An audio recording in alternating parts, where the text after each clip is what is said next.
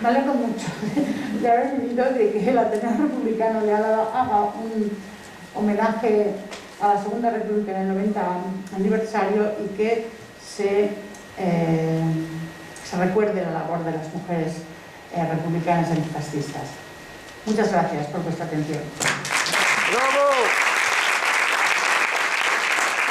Por tu claridad, por el orden en la exposición y por la emoción que nos has suscitado, ¿no? Ya sabíamos que no nos ibas a defraudar. Bueno, ahora tenemos un ratito, tenemos de coloquio, entonces cogemos palabras, podemos preguntar o hacer comentarios a Miren. Lo único os pediría, por favor, que en la medida de lo posible seamos escuetos para escucharle a ella y para tener, pues, la mayor parte de gente que quiera, pues, espacio para ello, ¿vale? Entonces, para romper el fuego, creo que Andrea y Nerea habéis preparado una cosilla, ¿no?, para preguntar. Bueno, yo quería hacerte una pregunta. ¿Tú qué crees que habría pasado si habría seguido aquella Segunda República? ¿La situación de las mujeres a lo largo del siglo XX habría cambiado y a día de hoy? ¿O seguiríamos como estamos? O... Hombre, a ver, ya sé que nos queda muchísimo por reivindicar, que la desigualdad existe, la desigualdad de género, y la brecha salarial y la violencia sexista y todo lo que son las reivindicaciones que precisamente el de ayer salimos a defender otra vez en la calle.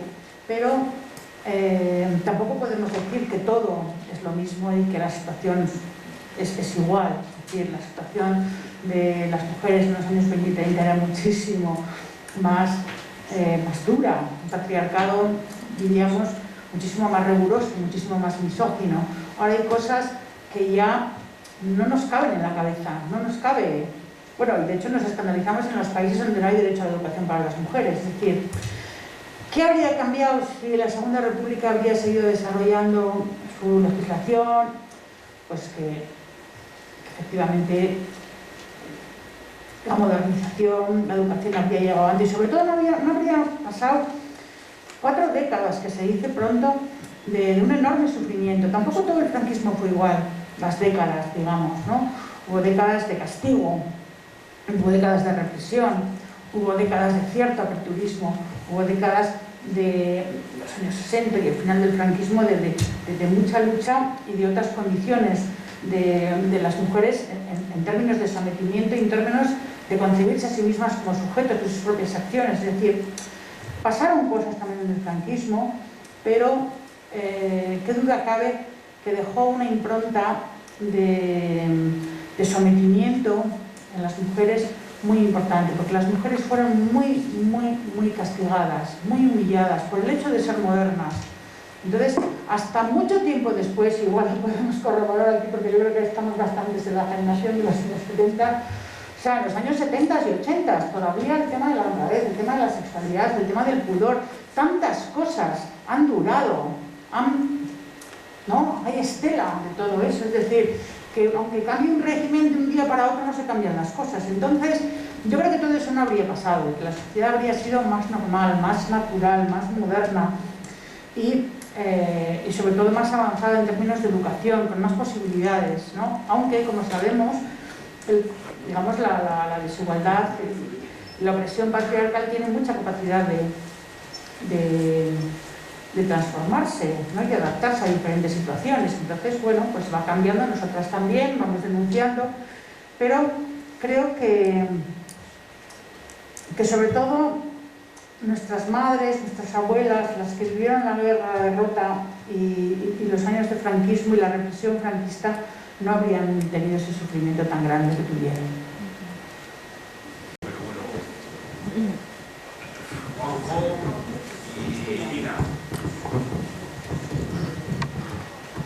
Bueno, Arratsaldeon, muchas gracias por tu exposición. Creo, corríjame por favor, desde mi ignorancia creo que la primera vez que votó la mujer en el Estado español fue en Euskadi. El voto cuando se votó el Estatuto de Autonomía. No sé si esto es lo cierto. Me corriges. Y después no he oído la cantidad de mujeres maestras, andereños, que llamamos ahora, que murieron tan solo por ser maestras en euskera, fuertemente perseguidas en Guipúzcoa, pero sobre todo en Vizcaya. Simplemente, si estoy en lo cierto, me comentas, y lo he echado en falta, porque me da la impresión de que solamente se ha hablado de la mujer con pantalones, es decir, la mujer de izquierdas. Había otra mujer que pertenecía a otro tipo de sensibilidades, pero no he oído. Gracias. Sí. La primera vez que las mujeres votan es en el 33 para las elecciones generales. Los estatutos se están debatiendo, se están discutiendo, y de hecho el Estatuto de Autonomía del País Vasco no llega hasta el verano del 36, es decir, que finalmente es un pacto entre el gobierno republicano y José Antonio Aguirre y se proclama el Estatuto de Autonomía finalmente, es decir, no se vota el Estatuto de Autonomía. Lo que me dices de las maestras, sí, es decir, hay maestras, ya lo he dicho, las maestras van a ser figuras importantísimas de la liberación, digamos, cultural de la Segunda República, en euskera, en castellano, y de lo que quizás no he hablado, porque en cierto modo eso también es otra charla, es de Emakume Abertzale Batzar, que es la organización de mujeres nacionalistas que va a tener mucho protagonismo también en la Segunda República, efectivamente. Ellas van a organizar el Primera de Riaguna, ellas van a participar de la construcción del ideal de la patria vasca, y yo creo que el acierto del Partido Nacionalista Vasco fue precisamente darles un papel en la construcción de la nación. Es decir, no solamente darles un papel en la cuestión de la beneficencia, en la cuestión religiosa, que eso por supuesto, ¿no? Y en la cuestión del euskera, sino que les dio un papel como propagandistas del ideal patriótico. Y entonces tenemos a mujeres modernas como Polisene Trabudúa, como Faide Aguirre, haciendo mítines, haciendo política, y también eran mujeres modernas, por supuesto que sí. Y también pues cuando llegó la guerra, sobre todo trabajaron en las retaguardias, en los hospitales de sangre, en la construcción de lo que fue todo lo que diríamos unos Osakidecha, ¿no? del primer gobierno vasco. Y sí, bueno, no me quería dejar. Precisamente yo le entrevisté a Polisene Trabudúa cuando vivía, y era una mujer francamente grave. Gracias. Buenas, miren, soy Juanjo. Me gustaría que desarrollarías cuál es un poco el papel que tuvo la mujer en la lucha de clase junto con los trabajadores y la implicación en las organizaciones políticas y sindicales. Y también, que hemos hablado poco, cuál ha sido la implicación también en el campo, porque cuando estábamos hablando en la guerra civil, el papel, el peso de la economía del campo era importante, y también el papel de la mujer yo creo que fue importante, y me gustaría que desarrollarías, ¿no? Ya había una pregunta, quien me ha hecho la pregunta antes, es el papel de la mujer a través de las mujeres y el desarrollo de la cultura y emancipación de la mujer en el ente rural. Igual son muchas preguntas y extensas, ¿no? Gracias. Sí. O sea, la implicación de las mujeres en las organizaciones obreras y sindicales fue muy importante, hasta donde hubieran querido implicarse más. Hay que decir que la estructura sindical de partidos comunistas o de los sindicatos de la época, para no hablar del anarquismo, no impulsaba la incorporación de las mujeres a los órganos, digamos, de dirección, a los órganos de gestión. Con la Segunda República se rompen los diques y las mujeres entran a participar también de las comunas que se hacen en Aragón, es decir, de lo que es la organización de la revolución en el campo, allá donde se hace, en los territorios donde se hace, pero qué duda cabe de que, es que es difícil ponerse en el lugar del machismo de aquella época, hasta el punto de que durante la Segunda República las mujeres anarquistas tienen que crear su propia organización de mujeres libres, porque no tienen posibilidad de desarrollarse, de exponer sus ideas, de organizarse y de decirle a las mujeres del campo y a las mujeres trabajadoras que tienen una triple opresión, que les oprime el capital, que les oprime el gobierno, pero también les oprime sus maridos y sus compañeros. Y eso lo hacen mujeres libres en el contexto de la República. Lo que pasa es que pasan muchas cosas en poco tiempo de guerra, pero digamos que cuando se va imponiendo el pensamiento hegemónico de hay que volver a imponer un orden de género convencional, diría yo, para ganar la guerra, y entonces vamos a poner todo en su sitio otra vez, a las mujeres en la retaguardia, a los hombres en el frente, que no haya competencia, que es cuando de alguna manera el Partido Comunista pues de llamar a las mujeres a participar en la guerra abiertamente, las retrae a la retaguardia. En ese momento pues, ¿cómo lo diría? No sé cómo definirlo. Sí, es un giro conservador, a entendernos. Estamos en plena guerra, estamos en plena revolución y se producen giros conservadores, como hay giros conservadores en política general, que es cuando en la propia primavera del 37 se producen los sucesos de Barcelona, ¿no? De alguna manera se acaba la revolución. Se acaba la revolución porque el Partido Comunista, efectivamente con las directrices de la Unión Soviética, no quiere que haya revolución, y también porque se ha debatido que la revolución retrasa la victoria, ¿no? frente al franquismo. Es decir, hay muchos debates.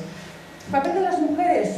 Pues yo creo que en general, no es que quisiera hacer hincapié en las mujeres con pantalones por el hecho de llevar pantalones. Lo que quiero decir es que las mujeres, de la misma manera que ocuparon los pantalones, porque aunque ahora nos parezca mentira, llevar pantalones ha sido una conquista, que ha tardado mucho en llegar, porque en el franquismo las mujeres no llevaban pantalones. O sea, llevamos pantalones desde hace bien poco. Como te vistes pantalones, estás en muchos sitios.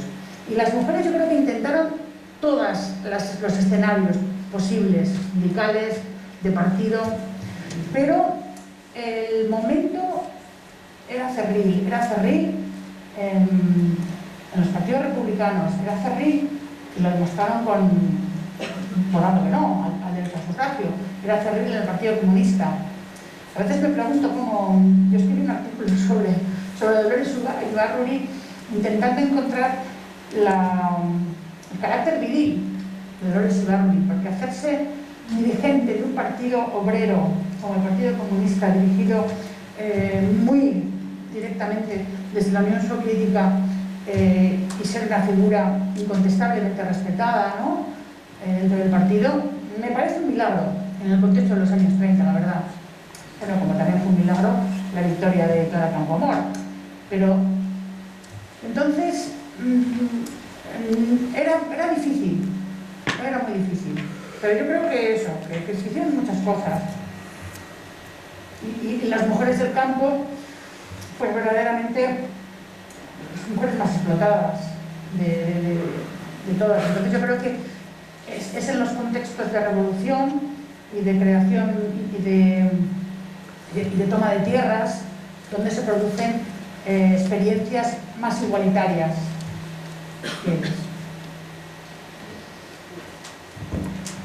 Hola, buenas tardes, Arratsalde León. Muchas gracias por tu charla, que me ha parecido muy ágil, pero yo quería un poco contextualizar también el tema de la República. Es decir, la República surge dentro del sistema capitalista, y el sistema capitalista nos divide en dos clases, trabajadoras y la burguesía, pero también nos divide en los papeles que tenemos que asumir los hombres y las mujeres.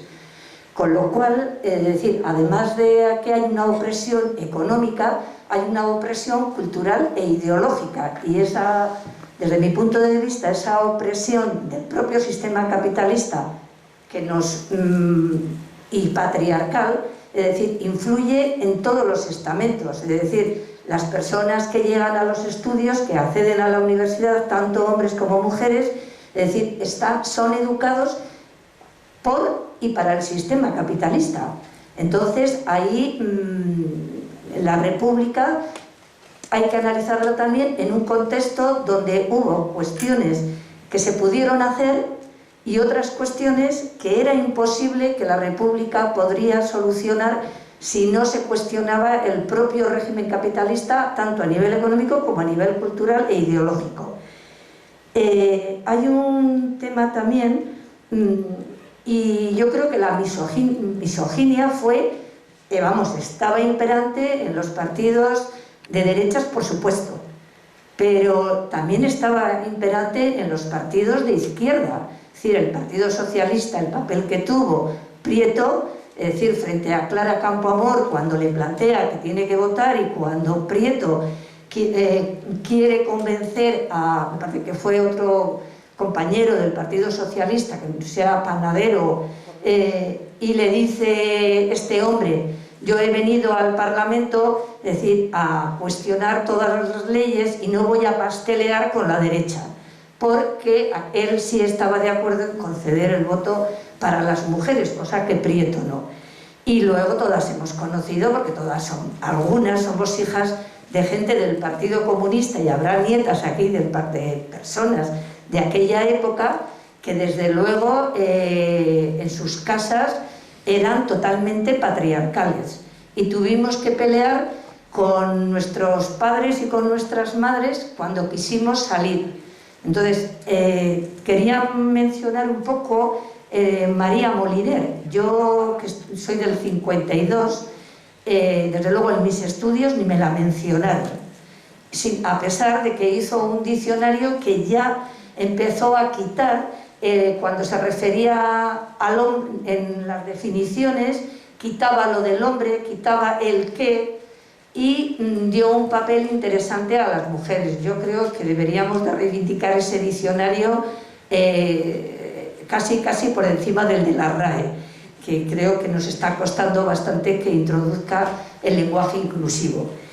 Y yo, la pregunta que ha hecho una compañera, es decir, ¿qué hubiese pasado? Pues no sabemos lo que hubiera pasado, pero sí, desde luego, las mujeres nos hubiéramos incorporado mucho antes al mundo laboral, al mundo científico, al mundo cultural, o sea, a todo el mundo nos hubiéramos incorporado mucho antes y hubiéramos avanzado, porque hoy todavía se está discutiendo por parte de Vox que se quite toda la educación sobre la sexualidad, sobre las sensibilidades, sobre la emoción.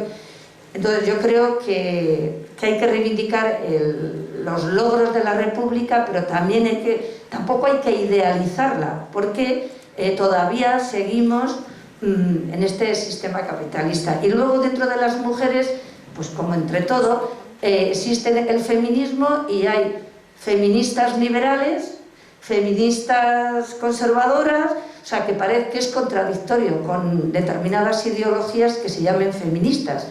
Pero bueno, ahí estamos, y yo creo que la reivindicación sería libres y combativas, tendríamos que ser.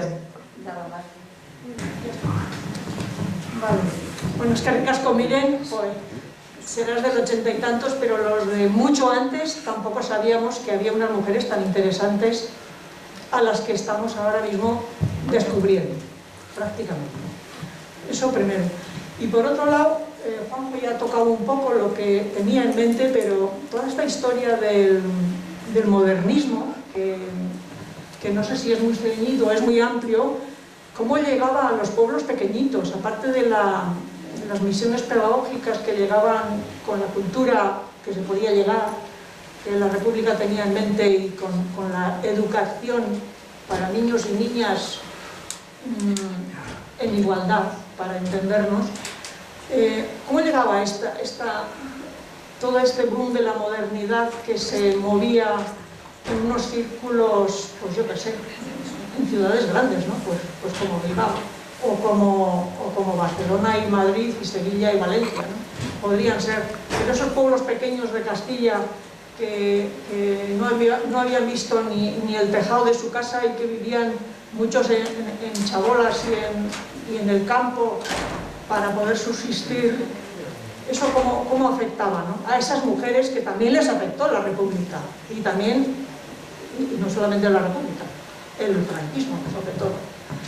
Igual tienes otra charla, ¿no? Para eso, para lo que ha planteado Juanjo. Hacemos un parón aquí y haces un comentario sobre las dos intervenciones, ¿te parece? Y luego seguimos. Sí, yo estoy muy de acuerdo con muchas cosas de las que has dicho, muchas cosas. Quizás sí es necesario reivindicar a María Moliner. María Moliner es un ejemplo de lo que llamamos exilio interior, de las mujeres que no salieron al exilio exterior, se quedaron en España, pero que fueron depuradas. Ella era una mujer moderna, es una de las primeras, no hablábamos de pioneras, primeras bibliotecarias. Tuvo un cargo importantísimo como bibliotecaria en la Universidad de Valencia y hizo un sistema completo para la organización de las bibliotecas, que cuando se depuró, digamos, la destinaron a una especie de almacén, y entonces allí estaba absolutamente aislada y sola, y entonces se le ocurrió que tenía que dar sentido a su vida y empezó a crear el diccionario, y el diccionario fue el diccionario de María Moliner, y posteriormente hubo un debate, como en el caso de Emilia Pardo Bazán, que hubo unos debates enconadísimos para que no entrara en la academia, en la Real Academia de la Lengua. Lo mismo pasó con María Moliner, que tampoco le dejaron entrar, que tampoco le hicieron académica. O sea, entonces sí, María Moliner es una figura importante. Lo de la división de clases y, digamos, el pluralismo de las mujeres en función de su origen social, etc., creo que lo podemos juntar con lo que le preocupa a Nekane, que es la transmisión, ¿no?, a todas las mujeres. Entonces hay que entender aquella sociedad de aquellos años como dos mundos, el mundo rural y el mundo urbano. Eso es así. Es decir, y a menudo es verdad, caemos en el error de hablar de la realidad como si solamente fuera el mundo urbano el que existiera, porque el otro mundo, el rural, era completamente diferente, ¿no? Entonces, ¿cuál fue el nivel de alcance de las reformas en ese otro mundo rural, alejado, sin comunicaciones, con un porcentaje de analfabetismo brutal? Estamos hablando de más del 70% en el caso de las mujeres y de la mitad de la población en el caso de los hombres, etc.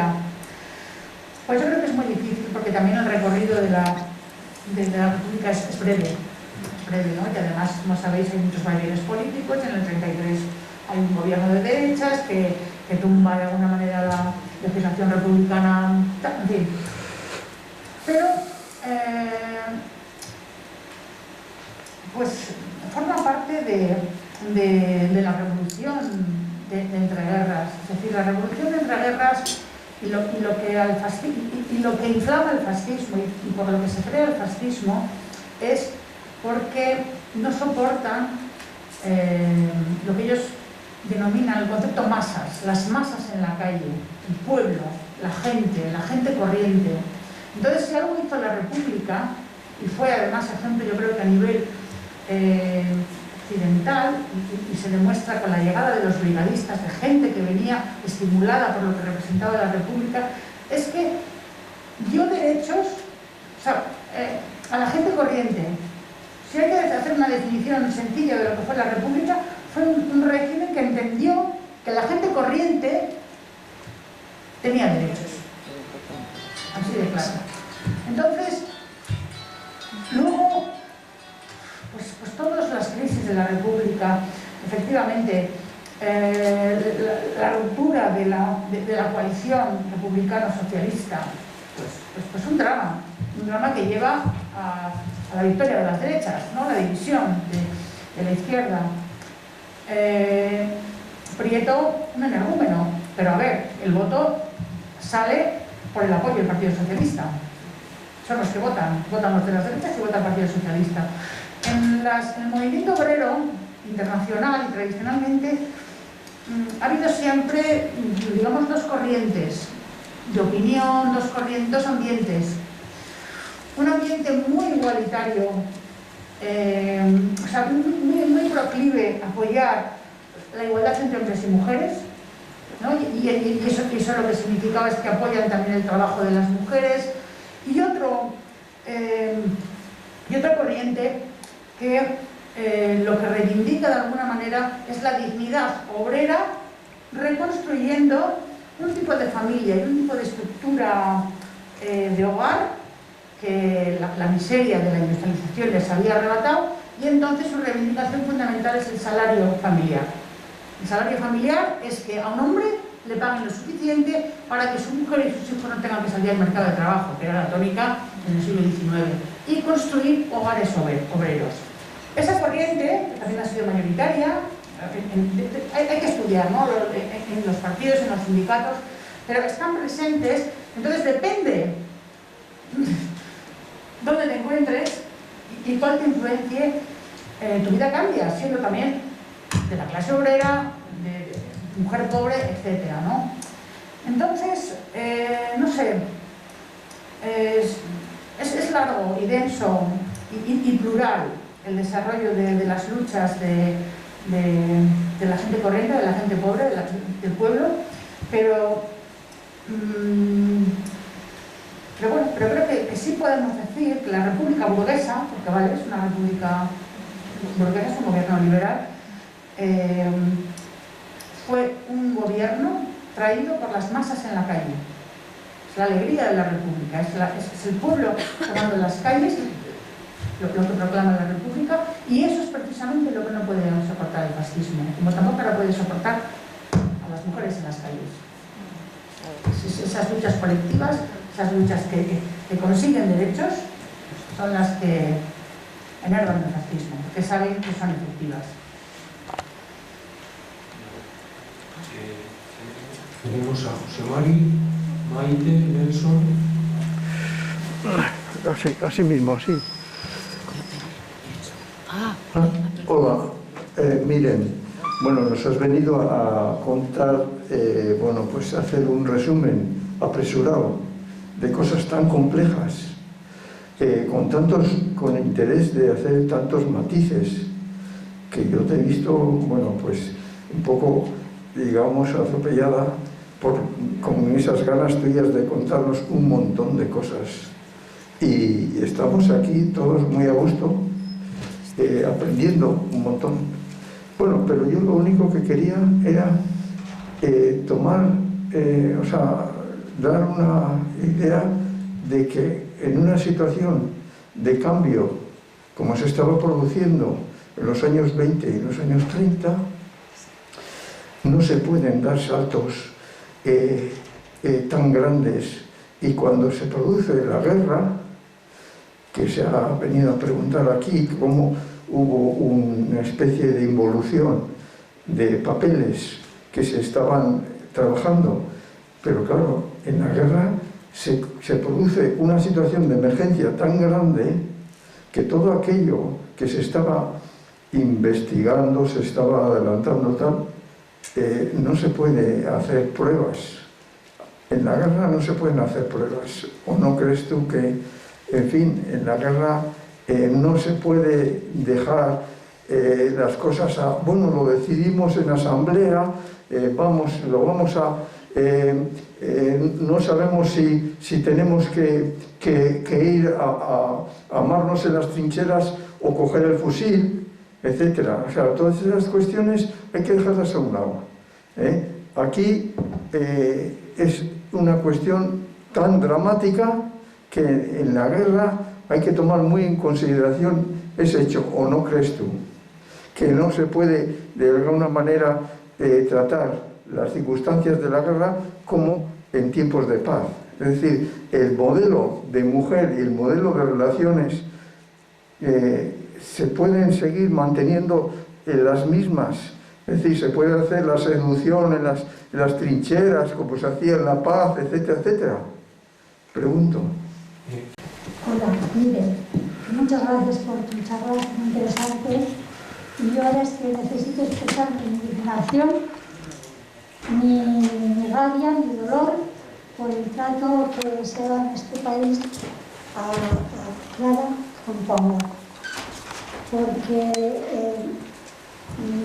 teniendo en cuenta que ella fue una mujer que sola, contra sus propios compañeros, contra las mujeres que estaban allí, con la fuerza de su palabra, de su razonamiento, de su capacidad de expresar todo con mucho sentido común, pues se la apartó de la política, se la ignoró, se la mandó al exilio con una soledad tremenda y nos lo regaló, porque es que ella con esa palabra, si lo comparamos por ejemplo con las sufragistas inglesas que tuvieron que pasar, o sea, y pelear y ir a la cárcel y en montones de situaciones duras. Y esta, sin embargo, ella sola nos subió a nivel mundial en los niveles primeros de la conquista del sufragio femenino en Europa y en el mundo. En el mundo hemos sido las sextas y en Europa las cuartas, por delante de Francia, de Italia, de Alemania. O sea, es que se necesitaría, vamos, otro reconocimiento, pero mucho más importante. Hay unas mujeres que con esa actitud pacífica y razonable y sola y valiente consiguió lo que ahora tenemos. Simplemente quisiera saber, o sea, qué circunstancias, cómo puede pasar eso, cómo dejarla tan sola, entonces, cómo no negarle la entrada también, como el fascismo sabemos que no le dejó entrar en España. O sea, nada, sola. O sea, incluso la soledad fue ya, o sea, no la vamos a acabar de conquistar algo tan maravilloso, tan necesario y con esa actitud tan fuerte. A ver si tú podrías aclararme alguna cosa más, porque es tremendo. Gracias, Maite, no sufras.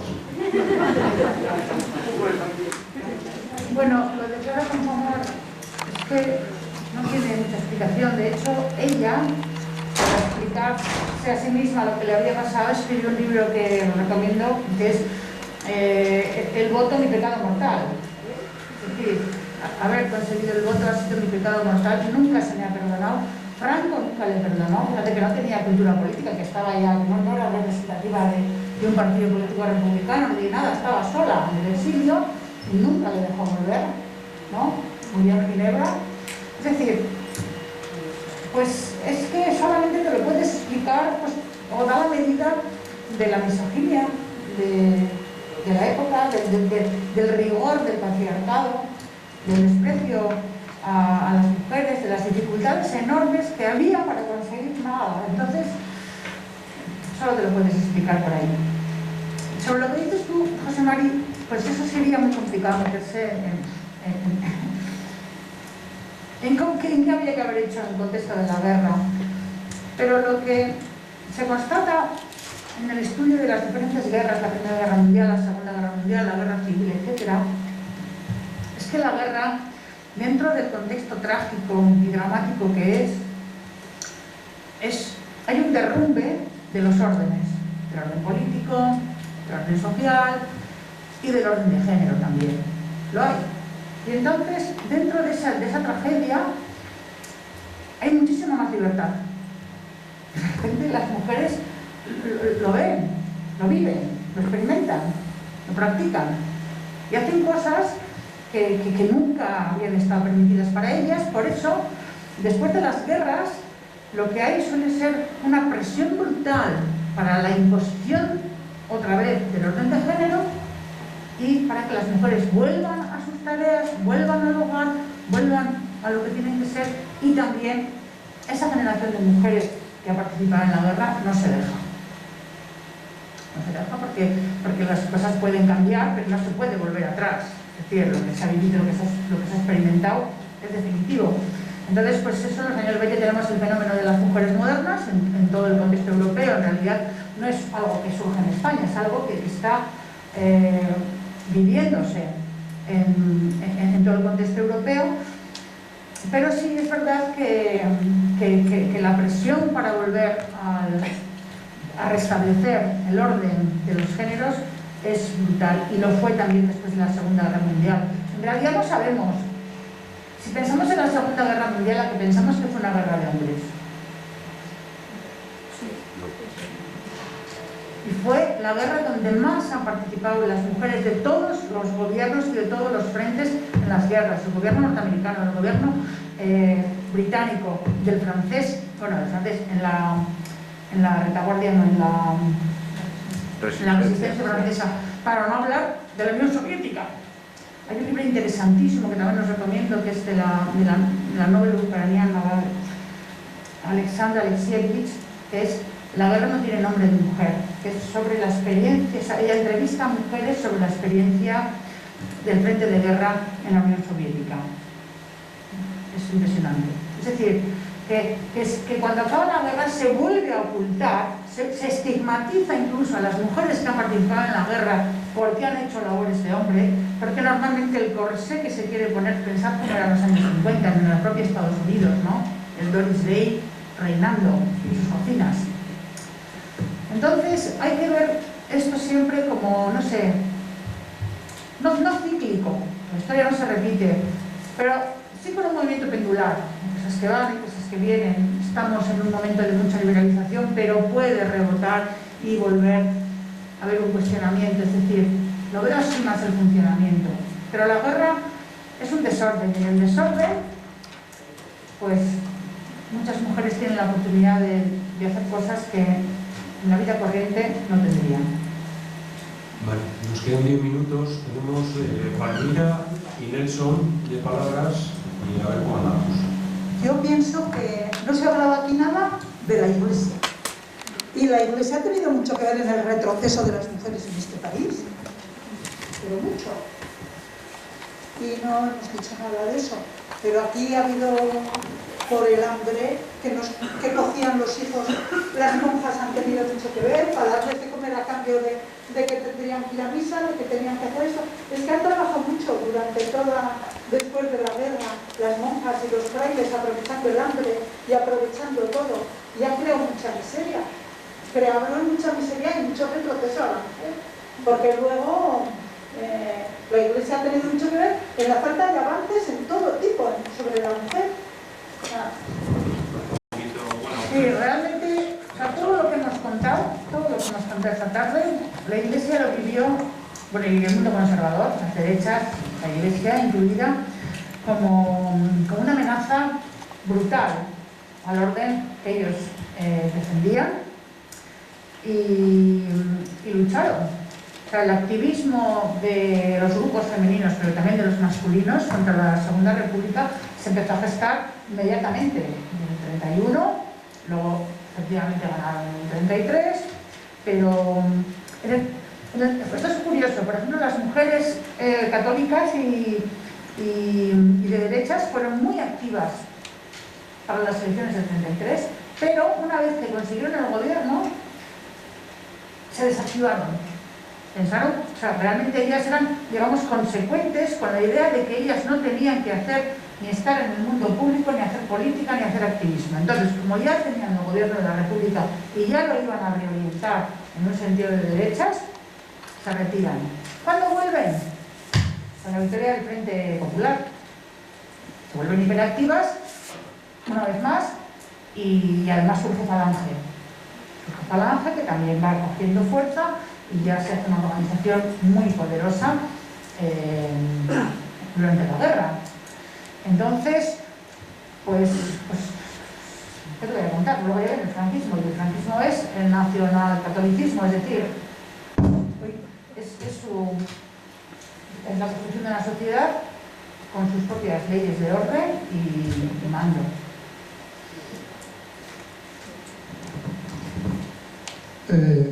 Mi pregunta viene por cómo empezaba la historia de Olympe de Gouges y si en la actualidad, ahora mismo, la república o el republicanismo se piensa desde la mujer, porque yo no lo veo tan claro, y la República Francesa no creo que esté tan avanzada como se piensa en términos de las mujeres. o tan atrasada España en términos de la mujer. Y me pregunto, ¿es la república o se ha pensado la república alguna vez desde la mujer? Porque si veo la Unión de Repúblicas Socialistas, nunca, a pesar de que desarrollaba y le daba otro estatus a la mujer, pero no se piensa desde la mujer. Si veo a la República Popular, tampoco se piensa desde la mujer. Nada más hay que fijarse quiénes son los mandamás en el Partido Comunista Chino. Si veo a la República de Cuba, tampoco veo que se piensa desde la mujer. Entonces, ¿es la república en tanto concepto un concepto pensado desde la mujer? Eso me tiene confundido y no creo que realmente la república resuelva ese problema de la mujer o la cuestión de la mujer, ya que, por ejemplo, haciendo futurología o tratando de imaginar, ¿qué hubiese pasado si la república hubiese ganado? Bueno, en Francia está la república. ¿Y qué ha pasado? ¿Dónde está la mujer? En China está el Partido Comunista. ¿Y qué ha pasado? Asimismo en Cuba. Entonces, reflexionar desde la mujer esas revoluciones o esos cambios, habrá que verlo, porque aparentemente esos cambios se han pensado siempre, lo han pensado los hombres y lo han tenido que pensar lamentablemente desde los hombres. Lo que dices está muy claro, o sea, a la república, al régimen republicano hay que darle un carácter de género. Si no se le da un carácter de género, la república no es mujer, eso es obvio. Uno de los casos más paradigmáticos es el que nombras, que es el francés. Es decir, el francés, que es como un símbolo de la revolución liberal republicana, ¿no? y de la construcción de una república centralista y organizada en términos liberales y republicanos, etc., se construye con la centralidad del hombre ciudadano que no consiguen romper las mujeres, las feministas, esa centralidad, vamos, que les costó mucho más. A otras ciudadanas, mujeres, con una sola guerra tuvieron bastante, británicas, norteamericanas, para no hablar de las mujeres de los países nórdicos, etc. Las francesas tuvieron que demostrar su poder, su habilidad, su destreza, su entrega en 2 guerras. Después de la Segunda Guerra Mundial no les conceden el sufragio. Es como si... es un poco como la Iglesia también, es decir, no quieren dejar entrar a las mujeres porque parece que se va a derrumbar todo el edificio. No quieren dejar participar a las mujeres de la República Francesa porque parece que se va a derrumbar todo el edificio. ¿Me explico? Entonces, o sea, la República sin mirada de género, por sí misma, no da nada. No es nada. Es decir, que solamente cuando se ha peleado, las repúblicas, los gobiernos republicanos hacen cosas, responden y respetan a las mujeres. Pues no lo hace la República China. La Unión de Repúblicas Socialistas Soviéticas es una historia muy larga y hay momentos en que sí lo hace y hay momentos cuando se impone la contrarrevolución estalinista que no lo hace, que toda la legislación liberalizadora de los años 20 se tira abajo. Es decir, no se puede generalizar, hay que ver cada caso, ¿no? Pero lo que sí señalaba es esta idea de que cuanto más definida nace un prototipo, un proyecto de república identificada con la masculinidad y con la honorabilidad del hombre ciudadano, más difícil es para las mujeres asaltar esa torre de cristal, para entendernos. Bueno, pues si os parece lo dejamos aquí en lo alto. No sé si se han cumplido vuestras expectativas. Os comento unas cosillas para finalizar muy rápido. Esta charla estará disponible en unos días en nuestro canal de YouTube, en el canal de YouTube del Ateneo, si Miren nos da permiso para que la subamos. También os invitamos a conocer y a participar y a organizar actividades educativas y culturales como la de hoy en nuestro Ateneo. Os podéis poner en contacto con nosotras.